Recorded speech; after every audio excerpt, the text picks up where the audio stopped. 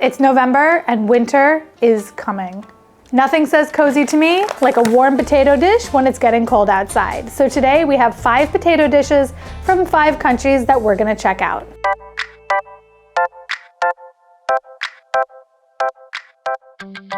Hi Beryl, my name is Ariel. I live in Utah in the United States and I've lived here for most of my life, and the dish I want to share with you today is called funeral potatoes. This is a classic Utah dish. It's just a cheesy potato casserole. You take grated potatoes, you can either grate them yourself or use hash browns, and you add cream of chicken soup, sour cream, some other flavors, and you top it with cornflakes, which sounds a little weird, but after it all goes in the oven, it gets all crispy and cheesy and gooey, and it's really delicious.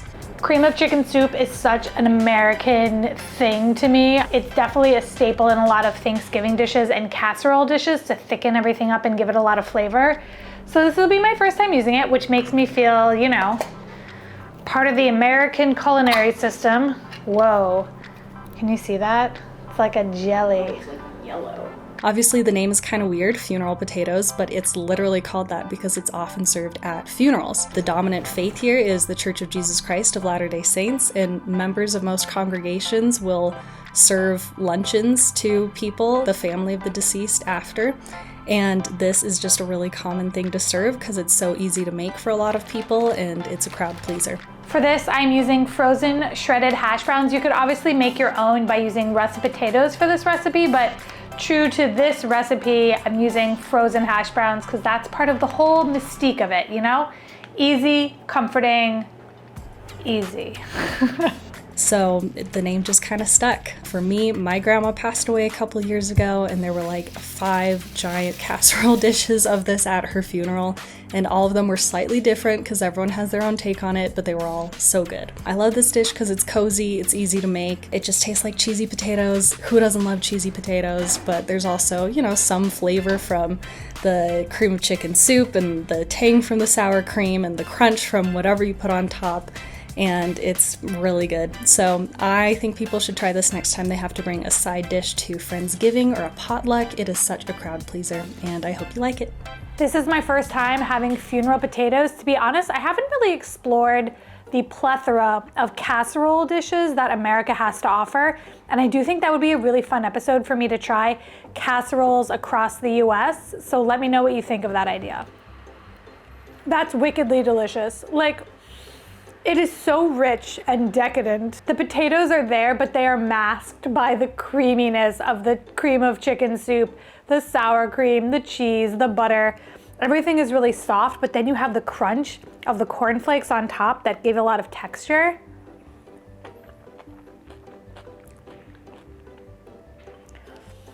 This is something that's really easy to house. I can't stop eating it. It's so good. Sometimes you see these recipes and you're like, no, American casseroles are just unhinged, they're crazy. But then when you try them, they bring you so much joy. I shouldn't be this happy about a funeral dish, but it's making me really happy. It was really easy to put together, and that's one of the things about American casserole dishes. You just dump everything together, bake it, and Bob's your uncle. You've got this fulfilling, hearty, warming dish that is a crowd pleaser. I have yet to see or hear about a casserole that really divides people. Everyone just seems to love them. When people say America doesn't have culture, yes we do. It just, you know, comes in a very different form. As many of you know, I live in New York City, and this is the city of abundance. I can find pretty much anything I need for the channel and anything that I need for myself. And this abundance is amazing, but it can definitely get overwhelming, especially when I'm sick and I need a doctor, because there are a lot of doctors in this city. So how do I know which is the right one for me? That is where ZocDoc comes in, the sponsor of today's episode. ZocDoc is a free website where you can search and compare high-quality, in-network doctors, choose the right one for your needs, and click to instantly book an appointment. From mental health to dentistry, eye care, skincare, nearly everything in between, with ZocDoc, you can filter for doctors by insurance, location, and specialties, so you can choose the best, most convenient care for you. ZocDoc makes it easy to book in-network appointments with more than 100,000 healthcare providers, and it saves time and stress that you'd otherwise get from calling doctor after doctor trying to find if they're in network and have availability anytime soon. When making your decision, you can see verified patient reviews and doctor profiles so you can know whether or not this is the type of doctor who's going to leave you sitting in the waiting room long after your appointment time has already come and gone, which is very frustrating. A great example is that I recently needed to get my ears cleaned. It's a very specific issue, but something that needed to get done, and I looked on ZocDoc to find a doctor who was not only near me, but was covered by insurance in order to do it. Also, if you haven't got your ears cleaned recently, you should do it. I hear like 10 times better. I can hear sounds down the street now. Who knew? Gross.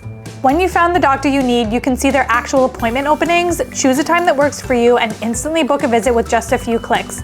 Typically within 24 to 72 hours of booking, and you can score same-day appointments, which is amazing if you're like me and put everything off to last minute. So stop waiting, stop guessing, and start getting the care you need. Go to ZocDoc.com/Beryl to find and instantly book a top-rated doctor today.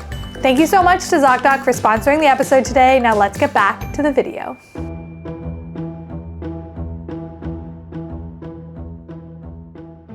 Hello Beryl and everyone, my name is Ewelina and I'm from Poland. The dish I would like to share with you today is called Babka Ziemniaczana, which means potato cake. But don't be fooled by the name, it's not a sweet cake, it's not a dessert, it's a savory dish, pure comfort food. It's a classic from old peasant kitchen, it's cheap, it's filling and absolutely delicious. I don't think I've ever met anyone who didn't like it. So for this recipe, we are using russet potatoes. Russet potatoes are larger, they have dark brown skin, and they are starchier than other potatoes, which is what we're looking for.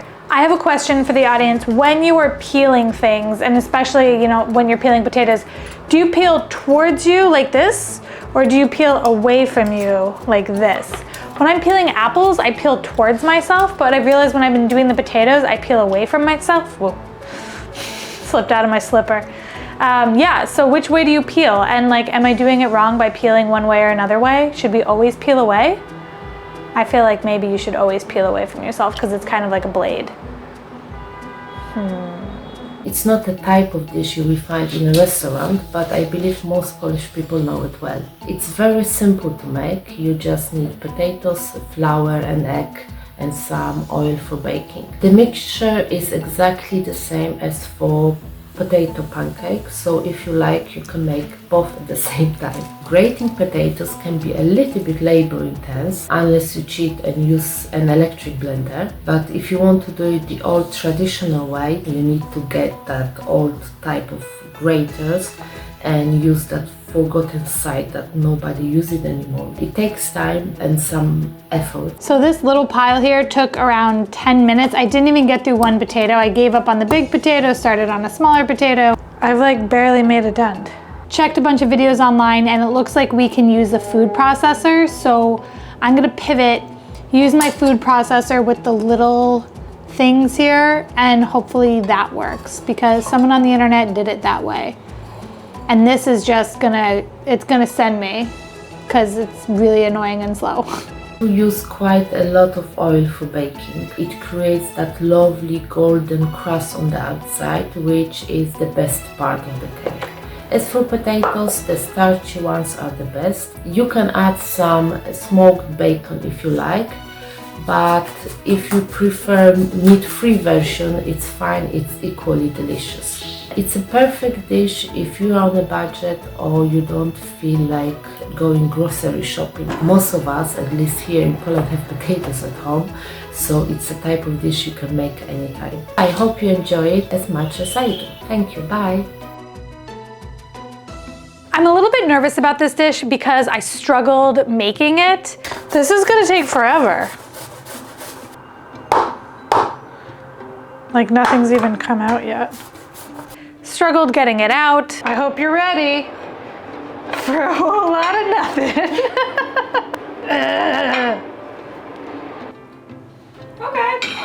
There were some struggles with this whole recipe. I think that it turned out well. You can see the texture of this does look like a baked loaf. So even though I shredded the potatoes, I think that the texture looks correct. The main seasoning of this though was marjoram, and I'm not the biggest fan of marjoram, so let's see. Okay, it cuts nicely. I think the texture is actually really nice. It does taste like a loaf. The potato flavor is pretty strong in this. Like you can definitely tell that this is a loaf made out of potatoes, and the bacon adds a nice saltiness to it. Crunchy on the top. I like the top. Nice little crust. I feel like I kind of want to eat it with ketchup, like because the potato flavor is so strong, but it's lacking in a bunch of other spices. I feel like I'm wanting something else. Would it be sacrilege if I ate it with ketchup? I'm not gonna do it. I'll get in trouble probably. But like I could eat it with ketchup and I think it would taste really good. You definitely want to use russet potatoes because you need all of that starch for this to come together as a loaf. So this wouldn't work with like a yellow potato or a white potato. So definitely stick with the russets if you're gonna try this at home.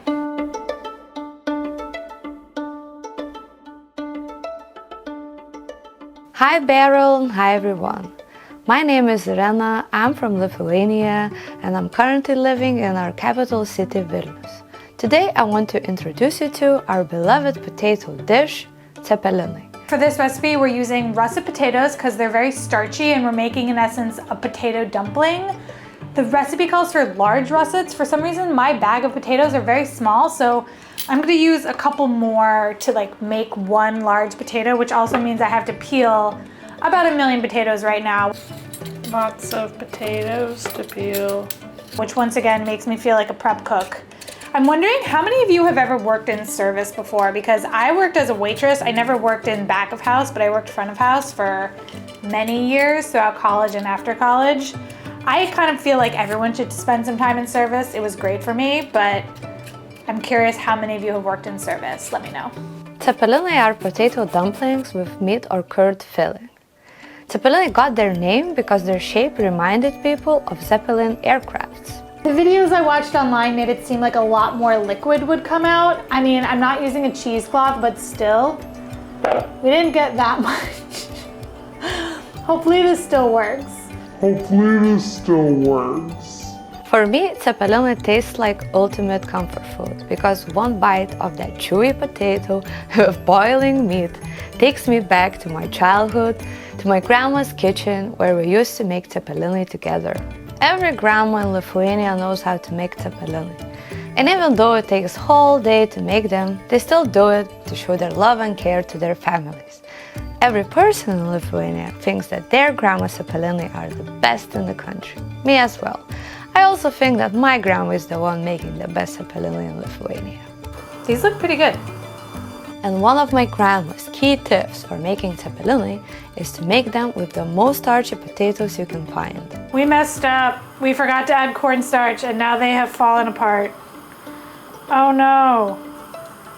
Oh my god. No, oh my god. That's completely disastered.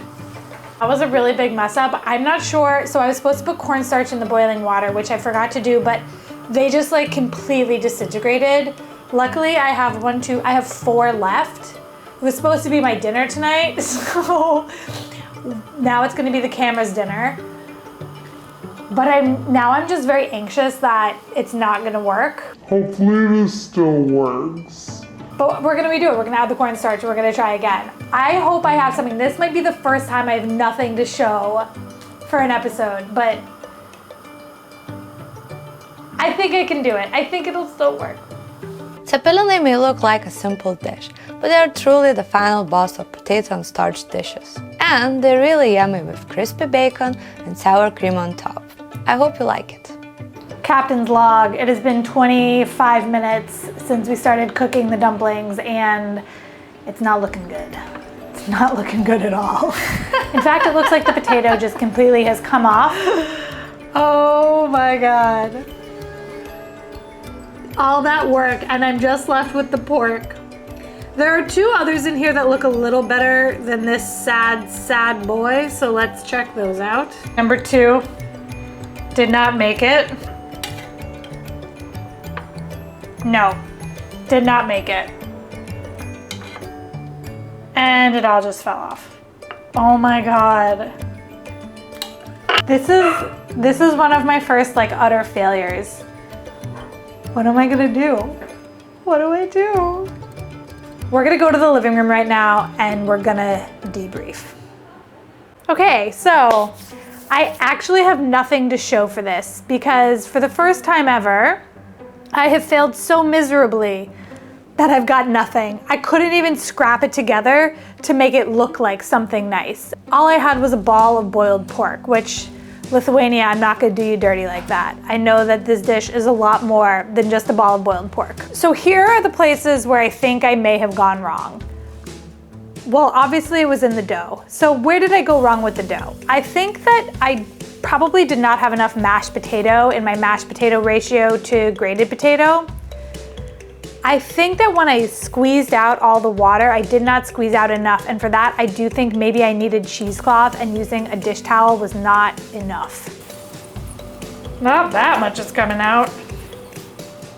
I'm not that worried.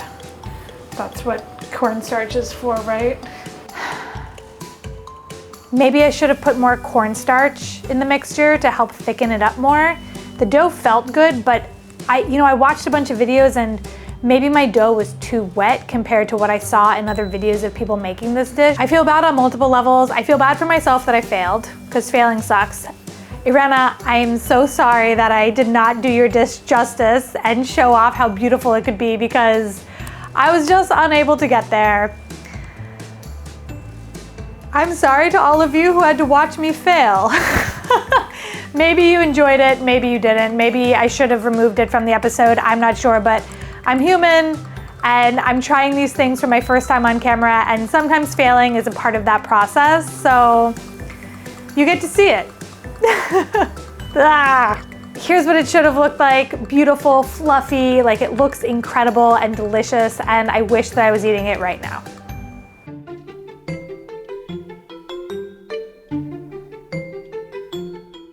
Hi, I'm Heather, I'm Scottish, and the potato dish that I would like to submit for today's video is macaroons. When I say macaroons, I'm referring to what the Scottish people would refer to as macaroons and not the American coconut macaroons or macarons. For this, I'm using a russet potato, and if you're thinking, wow, Beryl, that's a really small amount of potato, we're not even gonna use all of this potato because the ratio of this is like 50 grams of potato to 400 grams of powdered sugar, which is a lot. Like,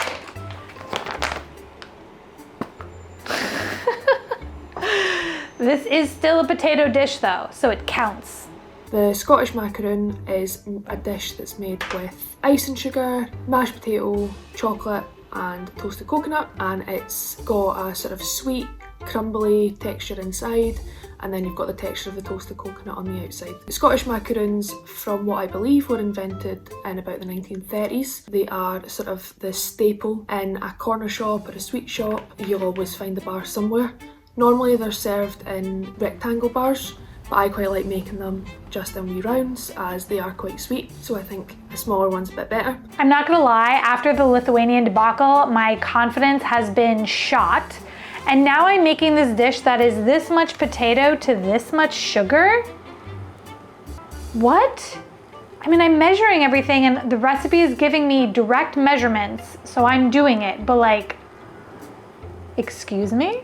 You would use some dry potatoes to make them, just so that the moisture isn't there when you let them set, because you're looking for that really crumbly texture at the end. Okay, this is correct. It's supposed to become very liquidy.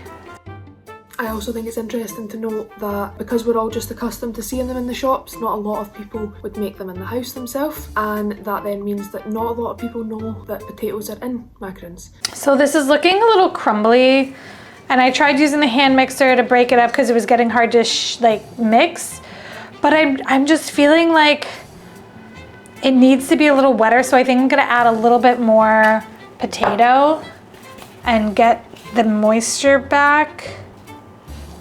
Now it's maybe too wet, but I have more powdered sugar. Ah! I just think Scottish macaroons are sweet and nostalgic. They feel like a traditional Scottish sweetie. You get them sort of all around the country, and I think people should just try them because it's a different use of an ingredient that we all know, and it is really simple. And in traditional Scottish sweetie fashion, it's really sweet. I feel like this is a hybrid between a chocolate and a candy and a cookie. There's something, it's somewhere in the middle between all of those. I do know that this is going to be incredibly sweet, so we're starting with small bites here.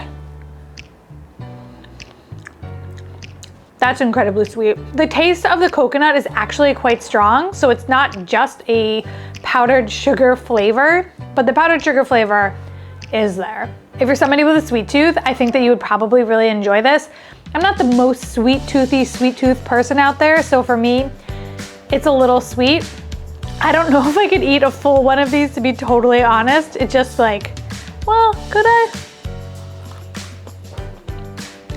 With a cup of coffee, because the bitterness of the coffee would pair really well with this. The texture of the inside, once it hits your mouth, kind of melts because there's nothing in there except for powdered sugar and the slightest bit of potato. Okay, you know, I said I couldn't eat a whole one, but like, I could eat a whole one. I like how it melts in your mouth. Makes your teeth hurt a little bit too.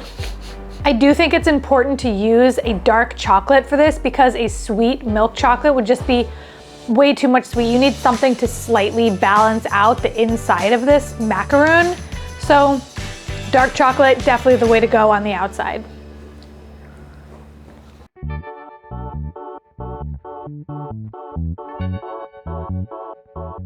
My name is Lucía, and I was born and raised in Lima, Peru.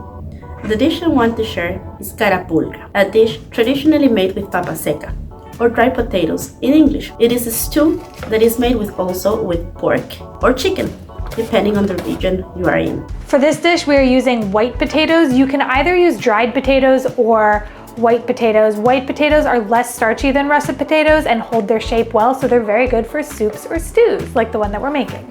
It reminds me of my childhood, when family and friends used to get together for Sunday lunches. It's traditionally from the city of Chincha, in the region of Ica, which is a city in the coastline, though it originates in the Andes of Peru, where potatoes are dried in the sand in order to preserve them. So for this, we're using a specialty chili called ají panca. It's a mild, kind of smoky, slightly sweet chili, and you can get it as a paste or a powder. We're using it as a paste, and it's commonly used in a lot of Latin American cooking, especially Peruvian cooking, in things like soups and stews, like what we're making. Ooh. It has a nice light smoky smell to it, not overpowering, but I think it's gonna be really good with the chicken thighs and all of the potatoes. It's gonna be very comforting. Peru is home to the International Center of Potatoes and has around 4,000 varieties of native potatoes. It's safe to say that it's very important for our culture and in general for the country. I hope people will give Carapulcra a chance with its soft and balanced spicy flavor that I love so much. This dish was so simple to make, and I think that's because the majority of the flavor came from the ají panca, and the smell is intoxicating. It smells so beautiful. Yum. That is so delicious. You can really taste the peanut butter, and the chocolate has like a little bit of flavor there in the background, which is really surprising to me. Adding chocolate is not something that I typically think of except for like a mole dish, but this is kind of mole adjacent in the flavor profile of it, that smokiness. The potato is definitely a softer potato than a russet potato, but it is holding its shape well in this hearty stew. I'm really digging this. It is comforting. The flavor profile itself is very Latin American. You would not confuse this with like a South Asian dish or a Middle Eastern dish. It's very Latin American, and I think it is that pepper and that smokiness and that flavor of the peanut butter with the chicken and the potatoes. It all is just melding together to be something that is incredibly special, and I just love how simple it was to execute.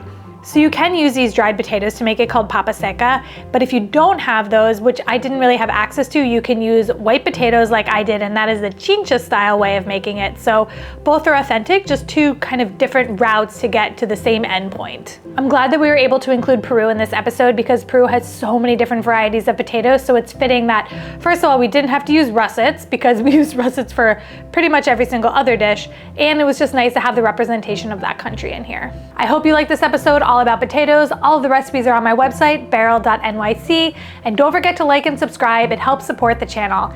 Until next week, I'm leaving you with more potato content, mashed potatoes, and a sweet potato episode to keep that potato train going. I will see you all in my next episode.